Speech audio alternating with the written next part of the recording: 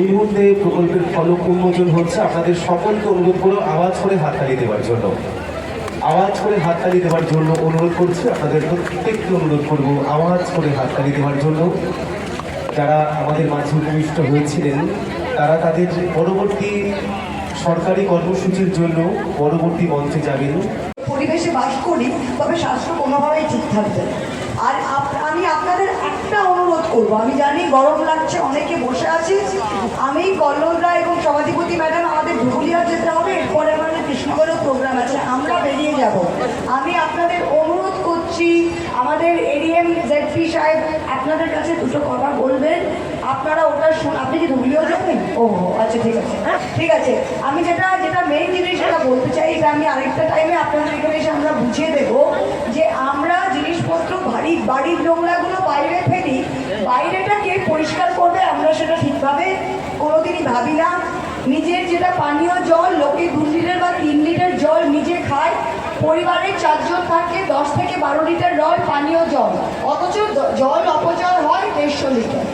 তা এগুলোকে আমাদের ভাবতে হবে। ঘর পরিষ্কার করে ঝাড় দিয়ে ময়লাটা রাস্তায় ফেলি, বাচ্চা কুরকুরের প্যাকেট খেয়ে সামনে ফেলে। আর এখন ফিস্ট হবে এই গ্রামের মাঝখানে এই একটা মাঠে সবাই আপনারা ফিস্ট করবেন, খিচুড়ি রান্না হবে, মজ মাস্তি হবে। যখন বেরিয়ে যাবেন তখন 200 লোকের খাবার, খিচুড়ি, স্টাইরোফোমের সাদা রঙের যে প্লেটগুলো ওগুলো আপনারা ফেলে চলে যাবেন। তা এই জিনিসগুলো যে শেষ করার জন্য আমরা শুধু প্ল্যান তৈরি করব, তার দায়িত্ব শুধু প্রশাসনের সেটা নয়।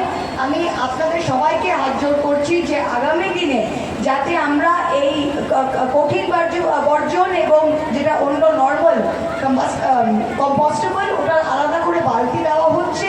আমরা খুব সুন্দর করে ডাস্টবিন দিচ্ছি যেখানে কাগজের কাপগুলো খেয়ে আপনারা ফেলতে পারেন।